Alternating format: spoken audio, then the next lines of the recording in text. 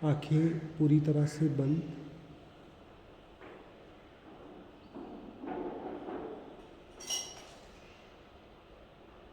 आंखें बंद करने के बाद अपने आप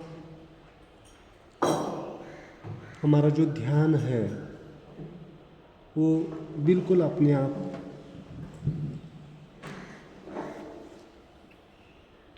इनवर्ड हमारे अंदर की तरफ एक हमारा एक आउटर सेल्फ होता है और एक इनर सेल्फ होता है। जैसे हम आंखें बंद करते हैं वैसे बिल्कुल अपने आप हमारा ध्यान हमारे इनर सेल्फ की तरफ चला जाता है, विच इज इमोर्टल। इमोर्टल मतलब शाश्वत है, बियॉन्ड।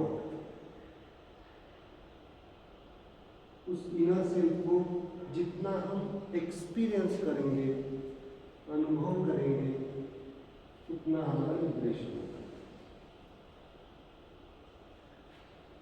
आज का लेक्चर बहुत इंपॉर्टेंट है क्योंकि आज इस मॉडर्न वर्ल्ड में जो कुछ भी सफरिंग का एक्सपीरियंस हम करते हैं, दुख का, दर्द का जो एक्सपीरियंस करते हैं, उसका बेसिक कॉज नहीं मिल पा रहा है।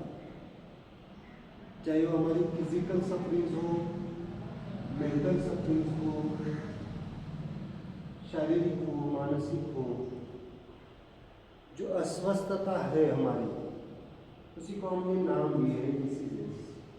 चाहे वो डायबिटीज, हाइपरटेंशन, थायराइड, जो कुछ भी फंक्शनल डिसऑर्डर्स है, सिजोफ्रेनिया है माइंड लेवल, मेंटल लेवल पे, ओसीडी है, जो कुछ भी है, एंजाइटी है, डिप्रेशन है, ये सब नामकरण है।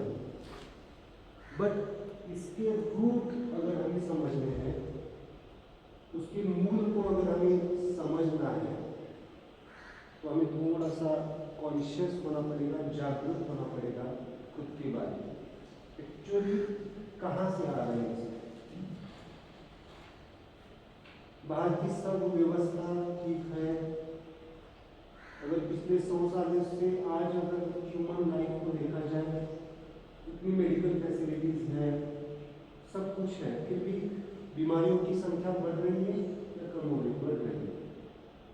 कहाँ से आ रहे हैं सब? ये अस्वस्थता कहाँ से आ रही है? इसको थोड़ा सा अगर हम मेडिटेटिव वे से ध्यान देंगे तो हमें कुछ रियलाइजेशन आ सकते हैं, समझ सकते हैं उसको कि क्यों हो रहा है। उसके लिए थोड़ा सा कामनेस, शांति हमारे जीवन में होनी चाहिए। अगर किसी भी चीज़ को अगर पूरी तरह से समझना है, जानना है, तो थोड़ा सा हमें शांत होना पड़ता है। इसलिए हमने लेक्चर की शुरुआत में ही थोड़ा सा इंटरनल सेल्फ को कनेक्ट करने की कोशिश की है। Just slowly open your eyes.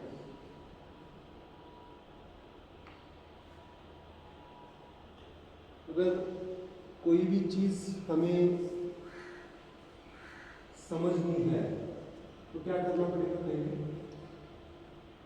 शांत होना, स्थिर होना। जो चीज़ फास्ट मूविंग है, क्या उसको हम पकड़ पा सकते हैं? तब जो आप रास्ते पे खड़े हैं, हाईवे पे चल रहे हैं और आप खड़े हैं, तो आप किसी कार को फोकस कर पाएंगे? जो कार ट्रैवल कर रही है फास्ट स्पीड से, तो जो 180 स्पीड का वहाँ पे स्पीड से गाड़ियाँ चल रही है, तो किसी को फोकस कर पाएगा? नहीं कर पाएगा। तो ऐसे ही हमारा जीवन कैसे चल रहा है? फास्टली चल रहा है ना। ये डिफरेंस आपको मुझे बताने की जरूरत नहीं है। इस कंपाउंड के बाहर समझो आपको 1 दिन 2 दिन यहाँ पे आने के बाद 2 दिन ऐसे ही आप थोड़ा सा कंपाउंड के बाहर जाके आ जाएंगे, परमिशन लेके जाएंगे। यहाँ से थोड़ा सा कंपाउंड के बाहर झांकेंगे भी तो आपको डिफरेंस महसूस होगा। कामनेस क्या होती है, शांति क्या होती है, आपको एक्सपीरियंस होगा।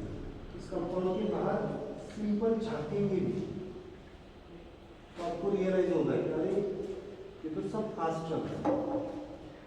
करके देखिए, इस लेक्चर के बाद जस्ट ऑब्जर्व कीजिए इस बाहर के एनवायरनमेंट। और अगर आप 8-10 दिन के बाद यहाँ से निकले और बाहर, आपको तुरंत एक समझ में आ जाएगी कि अरे भाई कहाँ से कहाँ पे जा रहा है। बट मैं ये कहना चाहता हूँ, जो आप यहाँ पे एक्सपीरियंस कर रहे हैं ना, वो एक्चुअली वो लाइफ है, एक्चुअली वो लाइफ है। बट हम थोड़ा सा भटक चुके हैं। भटके हुए नहीं, भटकना तो जारी है, भटक रहे ही हैं। ये भटकना ही हमें सफर करता है। तो कहाँ पे भटकते हैं, थोड़ा सा आज हम थोड़ा सा उसको रूट लेवल पे समझेंगे। ओके, तो कभी भी किसी भी चीज़ को अगर आपको समझना है, उसके रूट को समझना है, ये क्यों हो रहा है मेरे साथ, तो पहले क्या करना पड़ेगा, थोड़ा सा शांत होना पड़ेगा। बहुत सारे लोगों की मेडिटेशन के बारे में बहुत गलत धारणाएं हैं, बहुत गलत धारणाएं हैं। क्योंकि मेडिटेशन को बहुत सारे लोग खाली इमेजिनेशन लेवल पे ही समझते हैं। वहाँ पे 4 हमारी मेंटल एक्टिविटीज है, हमारा मन मेंटल एक्टिविटीज है, वो 4 डायमेंशन की होती है। एक होती है ड्रीम्स, ड्रीम्स आते हैं सबको आते हैं, ड्रीम्स आते हैं। तो इमेजिनेशन होता है हमारा, अभी मैं बात कर रहा हूँ, आपका इमेजिनेशन प्रोसेस चल रहा है, कल्पना ही चल रही है, imagination. Then third is the hypnosis. Hypnosis मतलब धारणाएं, पक्की धारणाएं होती है ना हमारी, बचपन से सुनी हुई है ना, इसीलिए बताया। इसमें 2 टाइप की धारणाएं होती है, एक होता है सेल्फ हिप्नोसिस और एक होता है अदर्स हिप्नोसिस। यानी हमारी खुद की ही कुछ धारणाएं होती है, वो छोड़ते नहीं हमारे, चाहे हम सफर कर रहे हैं उस धारणाओं से, फिर भी हम क्या करते हैं कि ये तैयार नहीं, छोड़ने के लिए तैयार है। तो बहुत डीप अंडरस्टैंडिंग है, जो सिंपल सी भाषा में आपको समझा रहा है। और अदर्स की हिप्नोसिस होती है, हमारा हम दूसरों के प्रभाव में होते हैं बहुत बार। मुझे तो दिखता है कि 99% हम दूसरों के लिए ही जीते हैं। कौन जीता है खुद के लिए, मुझे बताओ थोड़ा सा आप में से कितने लोग यहाँ पे बोलेंगे आप, मैं मेरे लिए जी रहा हूँ। बट अगर आप थोड़ा सा ध्यान देंगे, शांत बैठेंगे, तो आप समझेंगे कि आज तक मैं किसके लिए जी रहा हूँ। आप बोलेंगे, जाते जाते ही बोलते हैं आप, हस्बैंड वाइफ से बोलता है मैं आपके लिए जी रहा हूँ, और वाइफ क्या बोलती है हस्बैंड को आपके लिए, बच्चों के लिए आप ये सेंटेंस आपके होते हैं, ये सेंटेंस आपके मुंह से आ रहे हैं, मतलब आपके माइंड के थॉट में वो है, हम दूसरों के लिए जी। एक बात याद रखिए, या फिर ये कुछ सेंटेंस बहुत इंपॉर्टेंट है, जब तक आप खुद के लिए नहीं जीते हैं या खुद के लिए प्रेम नहीं करते, तब तक आप दूसरों के लिए जी नहीं सकते या प्रेम भी नहीं कर सकते। क्योंकि सेल्फ का ही मैनिफेस्टेशन अदर्स होते हैं। ये दुनिया कब आई आपके लिए, हिस्ट्री मत बताओ मुझे, अनादिकाल से चल रही है। 15 अब्ज वर्ष पहले बिग बैंग हुआ, फिर ये सब हुआ, लेकिन आपने कब रियलाइज की इस लाइफ में, जब आपने बर्थ हुई, उसके बाद ही है ना आपके लिए। सो पहले आप हैं और उसके बाद में मैं थोड़ा सा आपको कहना चाहूँगा कि सेल्फिश बन जाओ। यहाँ पे सेल्फिश की बात मैं कर रहा हूँ, मतलब इनर सेल्फिश की बात कर रहा हूँ। आपके आंतरिक स्थिति को समझो, आपकी सोल क्या चाहती है, इनर डिजायर्स क्या है। अगर इस इनर डिजायर्स को आप नहीं समझेंगे तो आप सफर कर रहे हैं। ठीक है, तो थोड़ा सा ये बहुत डीप अंडरस्टैंडिंग है, क्योंकि टाइम कम है, आधा घंटे में मैं ये सब एक्सप्लेन नहीं कर सकता, बट भी आपको उसको रियलाइज होना चाहिए। तो सिंपल क्या लेक्चर का टॉपिक है, किसी ने पढ़ा है? मैं हर वक्त सोचता हूँ क्या लेक्चर दिया जाए, मालूम है आपको लेक्चर का टॉपिक डिसाइड करने के लिए मुझे आधा एक घंटा मेडिटेशन के लिए बैठना पड़ता है। क्या समझाया जाए कि जो मैं बात करता हूँ शब्दों में नहीं बता सकता, because it is totally inner से रिलेटेड होता है। जो चीज़ मौन की है वो शब्दों में कैसे बयान है, जो चीज़ शांति से एक्सपीरियंस करनी है उसको शब्द कैसे दिए जाए, है ना? तो थोड़ा सा क्या टॉपिक है, इसलिए एटलीस्ट टॉपिक तो पढ़ते जाओ क्या, क्योंकि जो कुछ भी टॉपिक लिखे जाते हैं, जो कुछ भी मेरे ही नहीं सब हीलर्स या डॉक्टर्स के जो टॉपिक लिखे जाते हैं उसके पीछे उनका कुछ ना कुछ तो कॉन्शियसनेस होता है, चेतना होती है। ठीक है, क्या टॉपिक है इसीलिए पता है? जीवन की समस्याओं, है ना? यही है ना जीवन की, मैंने तो शायद वही लिखा है ना, जीवन की समस्याओं से की वजह से होने वाली शारीरिक और मानसिक बीमारी, वो रिलेशन। आज मेडिकल साइंस के पास, as a medical doctor, medical science के पास 99% जो बीमारियां हैं, फंक्शनल बीमारियां, उनकी कॉज नहीं है। क्या है? क्या है कॉज? हमारे पास मेडिकल साइंस के पास कॉजेस नहीं है। थायराइड हो, डायबिटीज हो, हाइपरटेंशन हो, 30 years, 20 years, 25 years diabetes develop हो रहा है। नो डाउट जेनेटिकल है, उसमें कुछ डाउट नहीं है, बट 30 इयर्स में, 40 इयर्स में जेनेटिक का एक रूल होता है, शायद आपको पता होगा या नहीं होगा, बहुत सारे डॉक्टर्स को भी नहीं, एटलीस्ट आपके 5th जनरेशन से आपको जेनेटिक बीमारियाँ होंगी, उसको जेनेटिक बीमारियाँ कहते हैं। समझ में आया? जेनेटिक का ये मेरा नहीं है, साइंटिफिक रिसर्च है। जेनेटिक किसको कहा जाता है? आपके 5th जनरेशन से होना चाहिए। चलो 5th जनरेशन में इन्वेस्टिगेशन की प्रोसेस में थी, लेकिन क्या आपके 5th जनरेशन के जो कुछ भी लोग हैं कम से कम 80 साल तक जिए, कम से कम? तो आपको ये समझ में आना चाहिए इट्स नॉट द जेनेटिक, कोई हर एक बीमारी जेनेटिक नहीं है, कुछ ही बीमारियां हैं जो जेनेटिक है, सिकल सेल एनीमिया जैसी, है ना? ये बहुत सारे कम, डायबिटीज टाइप 2 जेनेटिक नहीं है, रिकॉर्डिंग चल रहा है, ये यूट्यूब पे भी जाएगा, जेनेटिक नहीं है, मैं लिख के देता हूँ। हम भ्रम में है और बहुत सारे डॉक्टर्स भी भ्रम में है। Type 1 is the genetic, type 1 is the genetic, type 2 genetic नहीं है। थायराइड जेनेटिक नहीं है। आपको सहसा में बताया जाता है किसको था, पिताजी को था, माता को था, हाँ तो आपको आएगा। चलो ये इसको मैं कहता हूँ हिप्नोसिस। क्या कहते हैं हम क्या करते हैं? चलो डॉक्टर ने कहा डोंट वरी, मेरे बहुत सारे फ्रेंड एमडी मेडिसिन है, एंडोक्राइनोलॉजिस्ट है, सब है, मैं उनको भी यही कहता हूँ, डोंट हिप्नोटाइज पेशेंट्स, क्योंकि मेडिकल साइंस खुद कहती है हम 25% ही शरीर को समझ पा रहे हैं। साइंटिस्ट का कहना है 25, शरीर को कितना जानते हैं? 25%, 75% अभी शरीर पता चला नहीं है कैसे काम करता है। तो थोड़ा सा उसके तो अननोन कॉजेज, मेडिकल साइंस के पास 3 ही कॉजेज हैं बीमारियों के, एक है जेनेटिक, दूसरा है एटोइम्यून, सुना है एटोइम्यून, तीसरा है अननोन। तो अननोन के ऊपर मैं काम करता हूँ, चलो जेनेटिक भी हम कंसीडर कर लेंगे, एटोइम्यून भी कर लेंगे। वो जेनेटिक क्यों आया? 5th जनरेशन में नहीं था, इस जनरेशन में क्यों आया?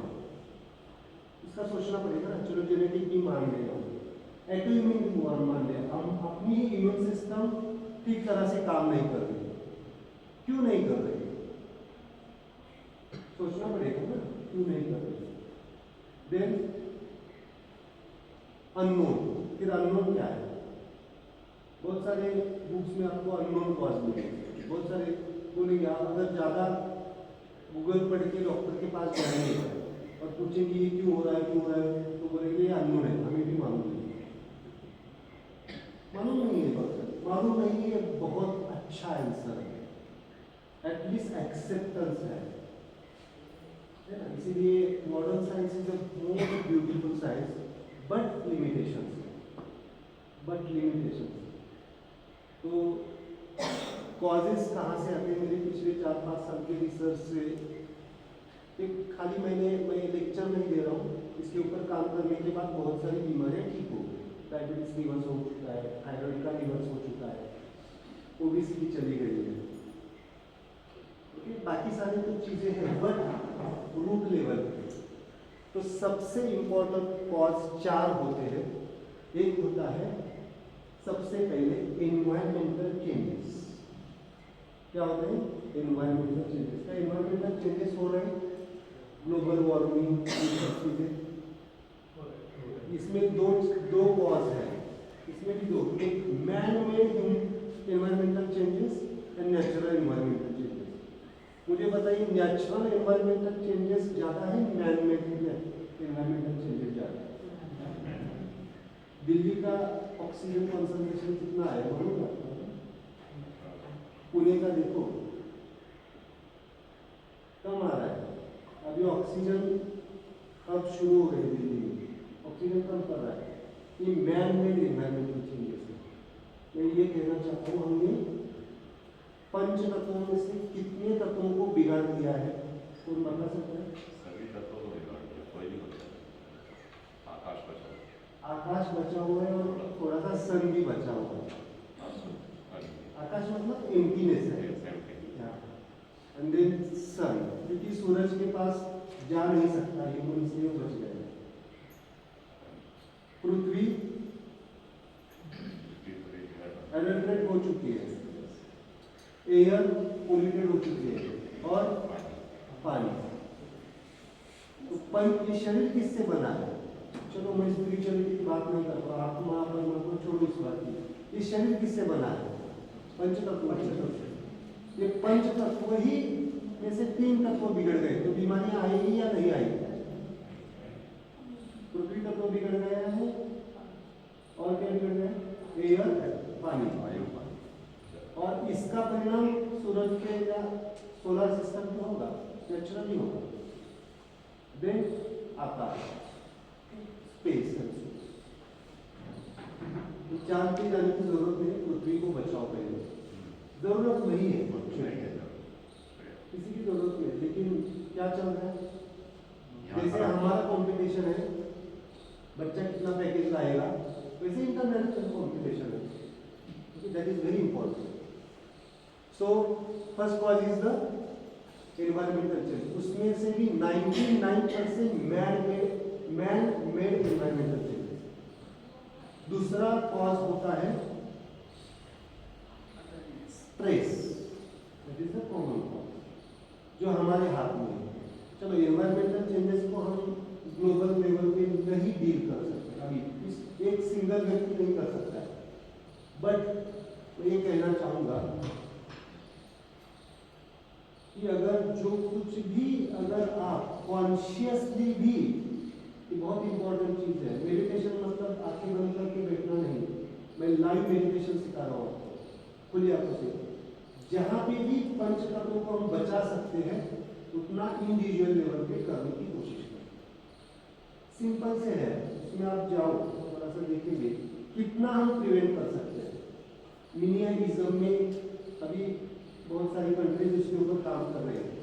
सिंपल सा मैं कहना चाहूँगा, आपके पास एक कार है, अगर रिक्वायर्ड नहीं है दूसरे घर की या दूसरे कार की, तो डोंट टेक, भले कितना भी पैसा हो, पर्सनल के लिए।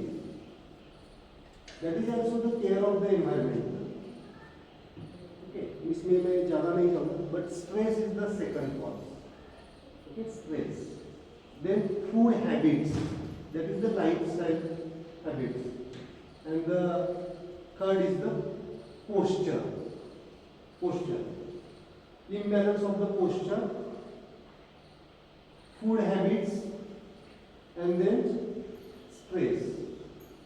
एनवायरमेंटल को छोड़ देंगे, अगर मैन के हाथ में है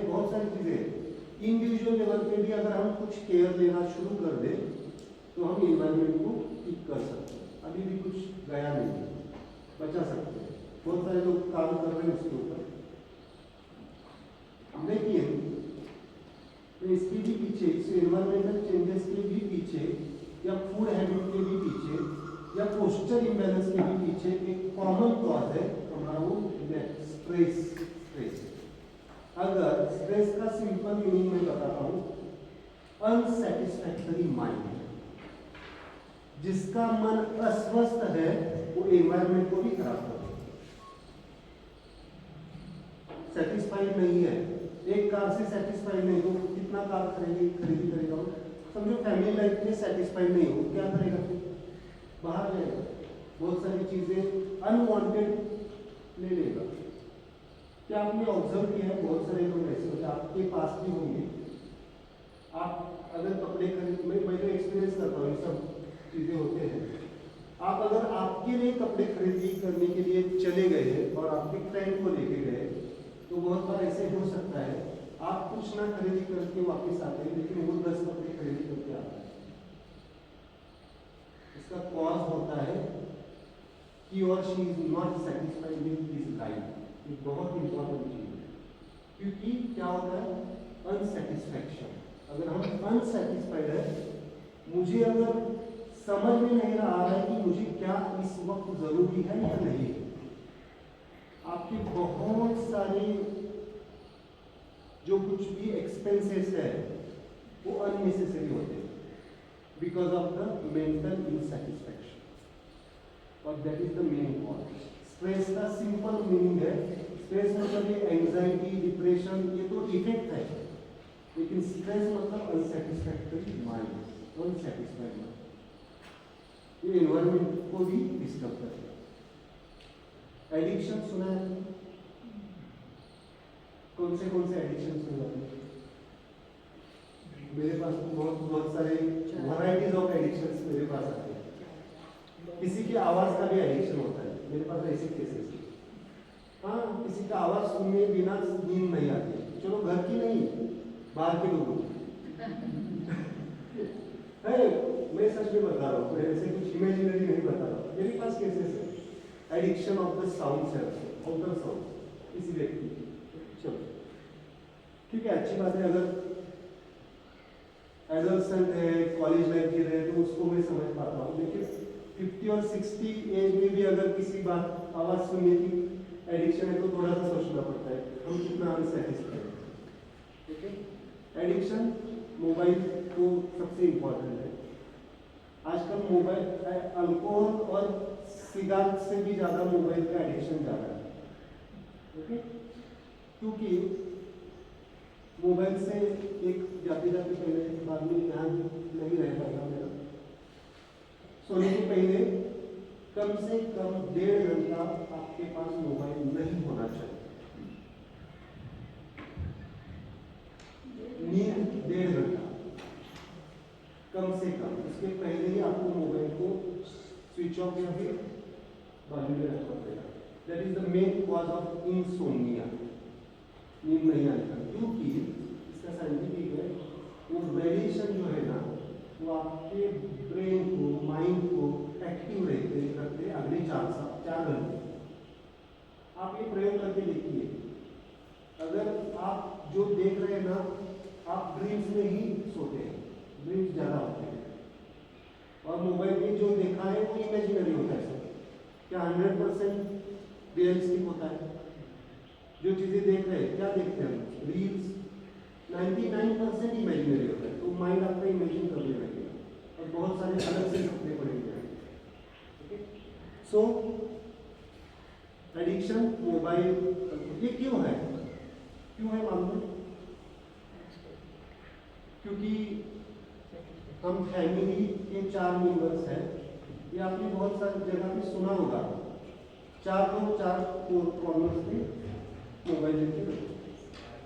क्यों बैठे हैं?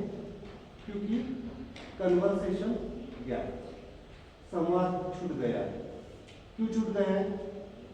अगेन अपने कुछ धारणाएं हैं, डिफरेंस ऑफ ओपिनियन है, रिलेशन इम्बैलेंसेस है, मोबाइल नहीं होगा तो फिर फ्रेंड्स, फ्रेंड्स कहाँ पे होंगे, अल्कोहल या जो कुछ भी है, ये कॉजेस है आपके, ये एक ही कॉज है उसका, अनसेटिस्फैक्टरी माइंड जो आपके पास है उसमें आप समाधान नहीं, ओके। स्ट्रेस हंगर सुना है आपने, स्ट्रेस हंगर,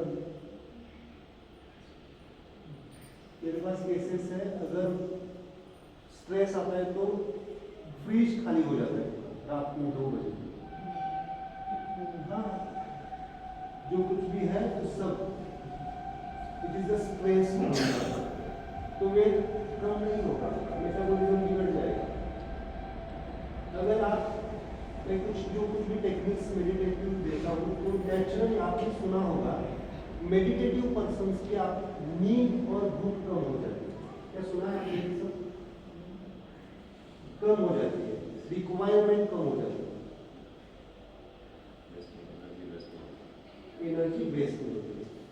ये रिसर्च है, फिजिकल वर्क से ज्यादा मेंटल वर्क को एनर्जी ज्यादा खर्च है, ये बहुत इंपॉर्टेंट है।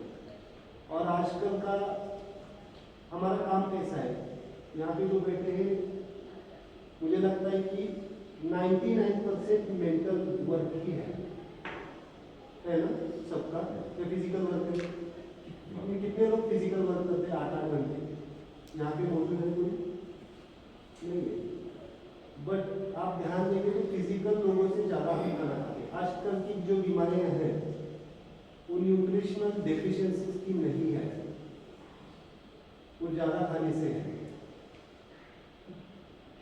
तो आप न्यूट्रिशनल लेने से अच्छा एब्सॉर्प्शन सुधारो। डेफिशिएंसी 2 टाइप से होती है, मालूम है आपको, एक होता है एब्सॉर्प्शन नहीं होना, स्मॉल गट में स्मॉल इंटेस्टाइन है उसमें एब्सॉर्प्शन होता है, और उसका बेसिक कॉज है imbalance of the mind. IBS सुना है, irritable bowel syndrome, 99% stress induced. इसलिए मैं कह रहा हूँ कि जो कुछ भी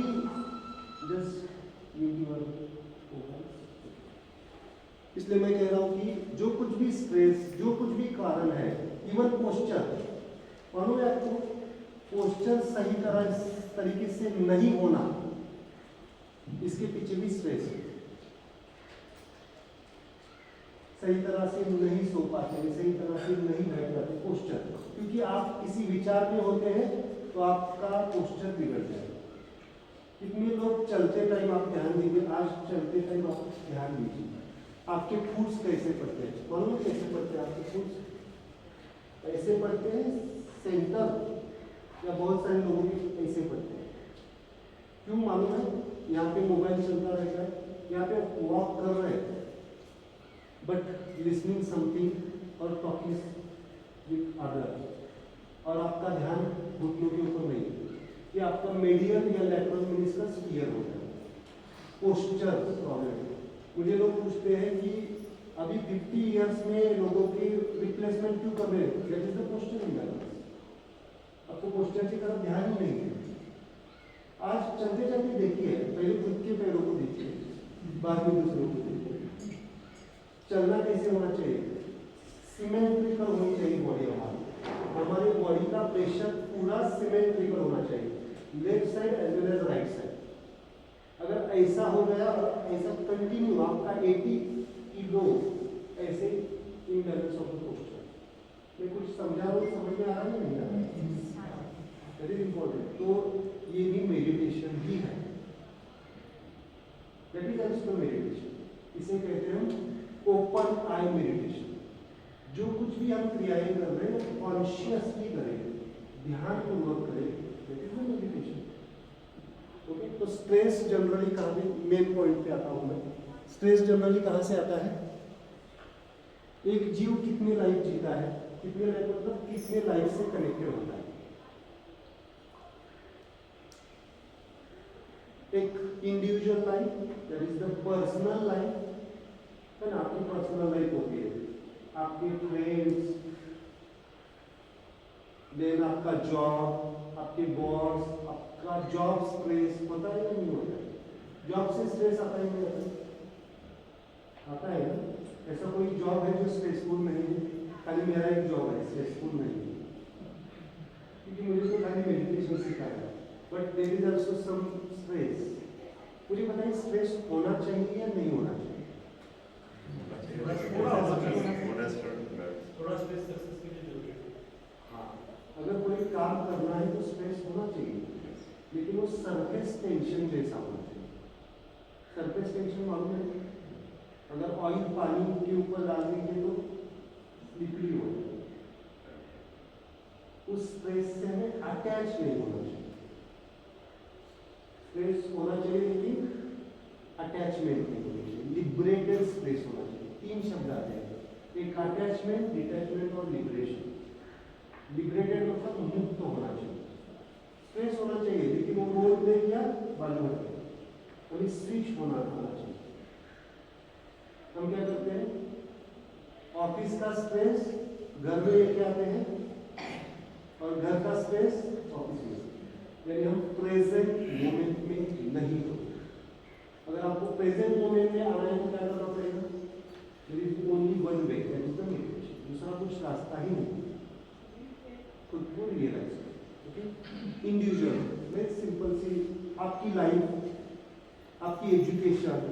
बहुत सारे लोगों को एक क्वेश्चन पूछता हूँ मैं, बहुत सारे लोग इतने हायर डायमेंशन पे होते हैं, लोगों को लगता है कि उनकी लाइफ तो बहुत चल रही है, और मैं सिंपल सा एक क्वेश्चन पूछता हूँ, क्या आपको यही पढ़ना था?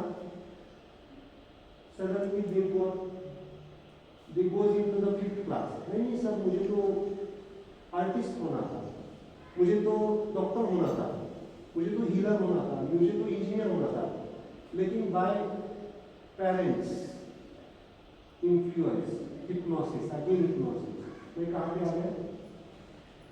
तो मैं सिंपल दूसरा क्वेश्चन, क्या इस काम में आप आनंद ले रहे हैं? अगर वो आनंद ले रहा है इट्स ओके, लेकिन अभी भी उसको लग रहा है नहीं सर, मैं अगर वो होता ना तो बहुत मेरी जिंदगी अलग होती। चलो, ये सफरिंग, ये कॉज है आपके डायबिटीज। इतने डीप लेवल पे हमें समझना पड़ता है। Okay, so don't think about only the genetic, autoimmune and unknown. इस तरह से हमें जाना पड़ता है। That is the individual life. Then second is the family life. Family life is smiling और नॉट स्माइलिंग, सबकी। Everyone has smiling. स्माइल का मतलब है सुख नहीं। आपके पास कार कितनी है, बंगले कितनी, इसकी बात नहीं कर रहा हूं मैं, क्योंकि इसको भी समझाना पड़ता है। That is the outer, external आपका है। आप आनंद के साथ कितना कनेक्टेड है लाइफ में। कॉन्फ्लिक्ट्स होंगे, जरूर होंगे, उसमें कुछ डाउट नहीं, लेकिन वो कॉन्फ्लिक्ट्स कितनी देर के लिए रखते हैं आप? बहुत सारे लोगों के कॉन्फ्लिक्ट्स 20 साल से चल रहे हैं। मैं थोड़ा सा उनको बताता हूँ कि झगड़ो तो इस मुद्दे पे झगड़ो जिस मुद्दे से आपने शुरुआत की है, प्रेजेंट में झगड़ो। 29% झगड़ा कैसे होता है? समझो इस माइक के लिए झगड़ रहे हैं, तो ये माइक बाजू हट जाता है और 20 साल पुराना सब निकलता है। होता है कि होता है, कॉमन है सबके लिए। तो मैं कहता हूँ कि स्माइल झगड़ा क्या होता है? तो स्माइल झगड़ा भी सिखा रहा हूँ। तो इस माइक पे ही झगड़ो, पिछला मत निकालो, फॉरगेट कर दो, स्माइल रिलीज कर दो। तो इससे आपको प्रोडक्टिविटी झगड़ा हो जाए, कुछ ना कुछ को बाहर निकलेगा। Okay, so family life, relations, ये रिसर्च है स्पेसिफिक कोविड के टाइम में। जितने भी कोविड के मैंने एंड स्टेज के पेशेंट्स देखे हैं, उनके in-laws relations, husband wife relation, children relations बिगड़े हुए। कम से कम 100 या 200 पेशेंट के ऊपर मैंने ये प्रयोग किया है। Just I touch that points through मुद्रा, उनका ऑक्सीजन लेवल इवॉल्व हो चुका, अपग्रेड हो चुका। Relations are very important.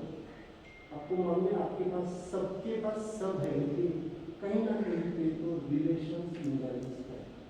कोई भी रिलेशन हो सकता है, टिपिकल एक ही नहीं। रिलेशन इम्बैलेंस मतलब रोज झगड़ा होना चाहिए ऐसे नहीं, कहीं ना कहीं फिर तो द्वेष है, तिरस्कार है, एंगर है, दुख है, ज़्यादा कॉजेस ऑफ डिसीजेस। थायराइड का जो मेन कॉज होता है, बहुत सारे functional diseases, so relations are very important. Then house matters, लोग दो है और घर कितना बड़ा है, पूरा महल है, 99% समय उसको साफ करने नहीं जाता है। They are suffering at that level. That is also the cause. Family matters. Financial stress है बहुत सारे लोगों का। तो मैं क्यों बता रहा हूँ आपको, क्योंकि ये causes है बहुत सारी बीमारियाँ, उसको अभी ठीक कर रहा हूँ।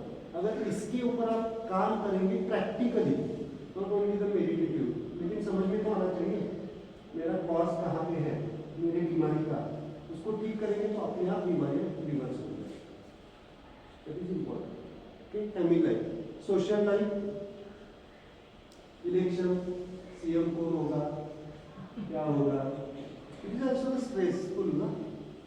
बहुत सारी चीजें, क्या सोशली हम कनेक्टेड है या नहीं, कनेक्टेड है ना, बट क्या हमारा रोल कितना है इलेक्शन के बारे में, कौन बता सकता है? हम सीएम डिसाइड कर सकते हैं या कब कर सकते हैं? ओनली वोटिंग कर दिया, छोड़ दो उसको। लेकिन हम क्या करते हैं, मैं ये क्यों कह रहा हूँ, अटैचमेंट, ये भी एक एडिक्शन है, मालूम है। हमारा रोल पॉलिटिक्स में नहीं है, फिर भी हम पॉलिटिक्स की ही गप्पे कर रहे हैं, because of family life satisfied नहीं, because of personal life satisfied नहीं, ये डायमेंशन लेवल पे डिसहार्मोनीज है। तो आपको अगर इन तीन लाइफ को बैलेंस करना है, तो आपको किसको टच करना पड़ेगा, spiritual life, the only one option. यहाँ पे स्पिरिचुअल लाइफ का मतलब है, सिंपल सा मीनिंग है, सेल्फ स्पिरिट को समझो। हमारे भीतर क्या है, हम कैसे चलता है, सिस्टम कैसे चलता है, इसको समझो, यानी सेल्फ को समझो, इंटरनल सेल्फ को समझो। और इस इंटरनल सेल्फ को समझने के एक ही रास्ता है, मेडिटेटिव लाइफ को अपनाना पड़ेगा। ये रिक्वायरमेंट है। जैसे आपको शरीर की भूख मिटानी है तो क्या करना पड़ता है, क्या करना पड़ेगा, खाना पड़ेगा। अगर आपको अगर भूख लगी और मैं रात 2 बजे तक लेक्चर देने शुरू कर दूंगा, तो आप उठ के चले जाएंगे कि भूख। वैसे अगर मन को ठीक करना है तो क्या करना पड़ेगा, एनर्जी को बैलेंस करना है तो एनर्जी मतलब तो आपको अष्टांग योग को अपनाना पड़ेगा। यम नियम आसन प्राणायाम प्रत्याहार धारणा ध्यान समाधि, that works on your energy system. Physical body के लिए पंचतत्वों से जो मिलता है उसको सम्यक भाव से स्वीकारना पड़ेगा। उसके बाद में एनर्जी बॉडी को आपको हील करना पड़ेगा। हम जो बने हैं 5 कंपोनेंट से बने हैं, physical body, energy body, mind and soul. मन को अगर ठीक करना है और सोल को आपको अपग्रेड करना है तो स्पिरिचुअल लाइफ को अपनाना है, स्पिरिचुअल होना पड़ेगा, समझदार होना पड़ेगा।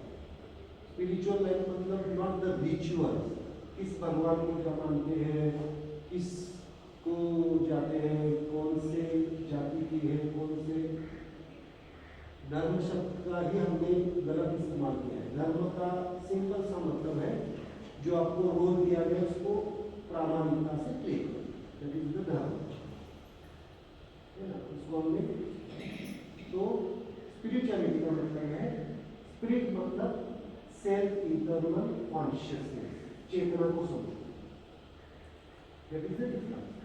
जो अलाइव को या लिविंग को हमें लीड करता है। हम जीवित है मतलब क्या है, कॉन्शियस है या अनकॉन्शियस है, कॉन्शियस है ना, जागरूक है हम, उस कॉन्शियसनेस को समझो, दैट इज द स्पिरिचुअल। तो कितने कॉज, इसके ऊपर हमें काम करना पड़ेगा। सिंपल एक मेडिटेशन देते हैं 5 मिनट में।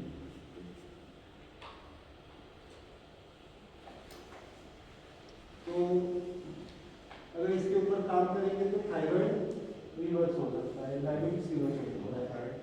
मोनोथायराइड, हाइपरथायराइड,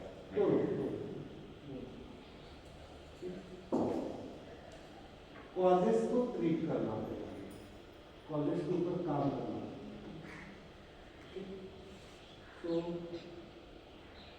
सेल को थोड़ा सा मैं आपको समझाना चाहूँगा। 5 मिनट्स है हमारे पास। ठीक है, मैंने अभी जो बताया वो लाइफस्टाइल में general stress, infection, food, posture. ठीक है, हमारा जो सेल्फ बना है इन 5 कंपोनेंट से बना है। सबसे बाहर क्या है, ये बाहर क्या है, सबसे थोड़ा सा फील करो, टच करो, है क्या सबके पास बॉडी? कैसी है, स्माइलिंग है या नॉन स्माइलिंग है? मेरे कॉन्शियसनेस से स्माइलिंग मतलब बीमारी से मुक्त, और नॉन स्माइलिंग मतलब बीमारी युक्त, चाहे छोटी सी छोटी हेयर फॉल की हो वो भी तकलीफ है। ओके, बॉडी से भी सूक्ष्मतम एक होता है जिसे कहते हैं एनर्जी बॉडी। आपने सुना है चक्रा, नाड़ी, मेरिडियंस, चाइनीज एक्यूपंक्चर, मेरिडियंस, आपको एक्यूपंक्चर चल रहा है ना, दैट इज ऑन द ऊर्जा में। उसके भी सूक्ष्मतम एक चीज होती है मन। सबके पास है मन? अभी मेरे साथ है या कहाँ पे घूम रहा है?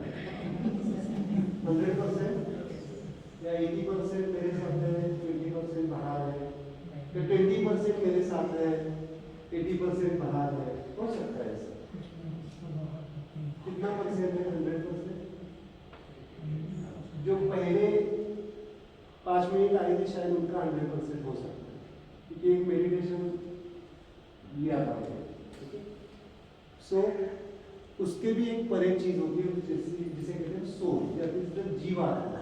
पहले हम जीव फॉर्म में है ना, जीवात्मा। और इन 4 एंटिटीज को ऑपरेट करने वाली जो शक्ति है, जो चेतना है, उसे कहते हैं लाइफ फोर्स, जीवन का स्रोत। What is the difference between the alive body and dead body?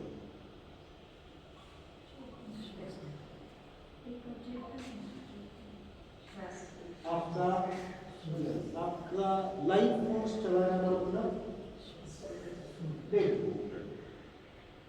But इसमें थोड़ा सा और डीप समझाना चाहूँगा आपको। आप अच्छी तरह से सुन रहे, इसलिए मैं थोड़ा सा इनकरेज हो गया कि समझ आए तो ये आगे तक फिर सब ओवरलैप हो जाएगा। ओके, जो लाइफ फोर्स है ना, life force that represents the thumb. This finger represents the mind. This finger represents the energy body. This finger represents the physical body. This finger represents the soul body. Soul. ये life force को हम कहते हैं चैतन्य। क्या कहते हैं? सुना है चैतन्य? सुने होंगे आपने स्पिरिचुअल ग्रंथों में ब्रह्म चैतन्य, परमात्मा, जो कुछ भी नाम दिए। बुद्धा ने शून्य तत्व को कहा, शून्य, there is nothing there, शून्य। That is the एक ही शब्द उसको प्रोफेसर कहते हैं एग्जिस्टेंस स्पिरिट। मैं उसको कहता हूँ अस्तित्व में होने वाला शुद्ध चैतन्य, purest form of all self, that is चैतन्य। वो चैतन्य ही इन 4 पात्रों में बहता है। कौन से 4 पात्र हैं? हमारी सोल बॉडी, हमारी माइंड बॉडी लगा रहा हूँ, mind, energy body and physical body. ये 4 डायमेंशन है हमारे। थोड़ा सा 1 सेकंड के लिए ध्यान दे दो आपकी सांसों के ऊपर, और ये सांसें किसके कंट्रोल में है मुझे बताओ। आपके शरीर के कंट्रोल में है, आपके मन के कंट्रोल में है, या आपके एनर्जी के कंट्रोल में है? आपका लंग्स हिल रहा है, body is including, body work कर रही है, बट बॉस कौन है? अगर बॉडी बॉस होती तो कोविड के सब पेशेंट जिंदा होते। बॉडी बॉस नहीं है, एनर्जी बॉडी भी नहीं है, एनर्जी बॉडी को थोड़ा सा और इनोवेट करना पड़ेगा। लेकिन माइंड है क्या? माइंड है, 100% कंट्रोल कर सकता है। चलो अगले 10 मिनट सांस नहीं लेंगे। So this is soul. Soul कुछ अलग से नहीं, आत्मा, भटकती आत्मा वगैरह ऐसा कुछ नहीं होता है। Soul is the highest innermost or controller of our involuntary functions. उसको कहते हैं मेडिकल साइंस में, उसको इनवॉलंटरी जो कुछ भी फंक्शंस है वो कौन करता है? हमारा सोल एक्टिविटी। ओके, इसको स्पिरिचुअल में कोश कहे गए हैं, फिर आयुर्वेदा में कोश कहते हैं। कौन से कोश हैं? अन्नमय कोश, प्राणमय कोश, मनोमय कोश और ज्ञानमय कोश और आनंदमय कोश। ये 5 कोश है। मैं ये कहने जा रहा हूँ that life force is flowing in this 4 instances. और डेथ का मतलब होता है सोल से लाइफ फोर्स चला जाना, माइंड से लाइफ फोर्स चला जाना, एनर्जी बॉडी से लाइफ फोर्स चला जाना और फिजिकल बॉडी से लाइफ फोर्स चला जाना। तो मुझे एक क्वेश्चन है आपके लिए, आपके बॉडी का लाइफ फोर्स कब चला जाता है? After death. मैं जीवन से कर रहा हूँ कि डेथ को समझना है, क्योंकि सबसे रियलिस्टिक ट्रूथ डेथ ही है। आपके बॉडी का लाइफ फोर्स कब चला जाता है?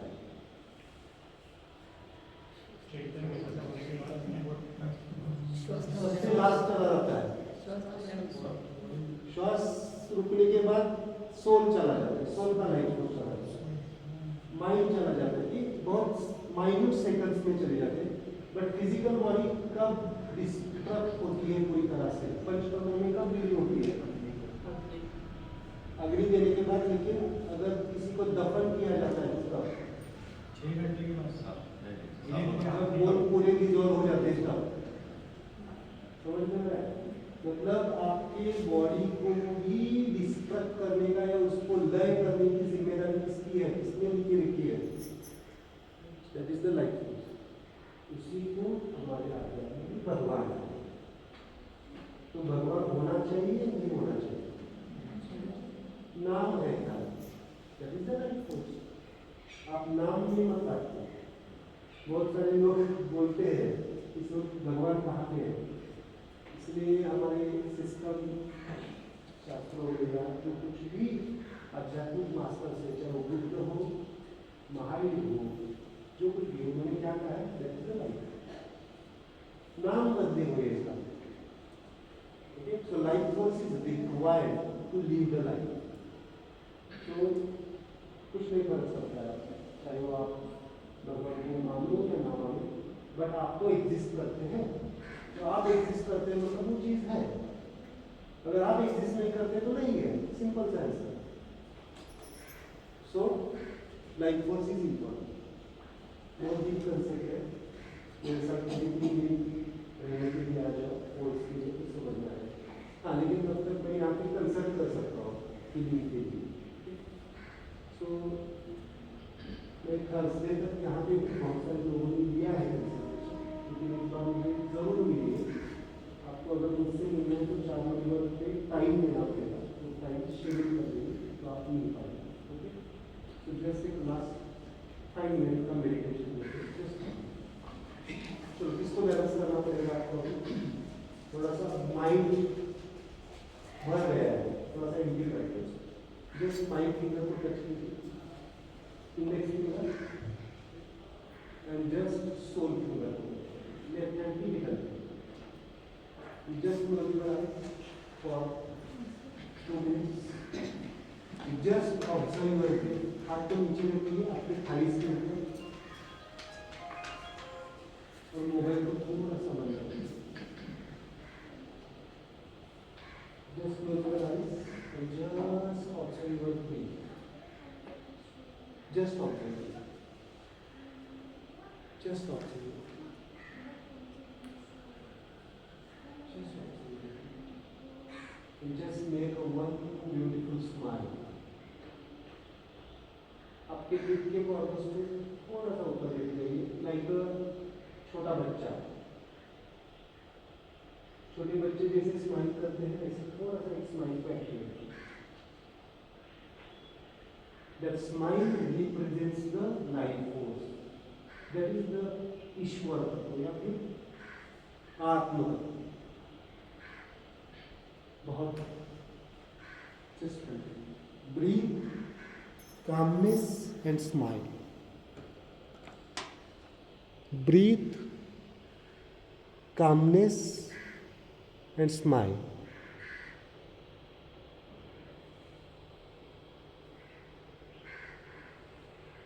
Breathe, calmness and smile. बहुत बढ़िया,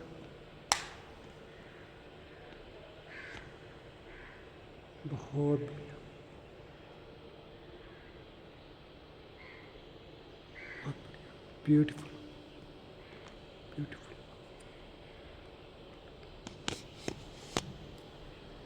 ब्यूटीफुल,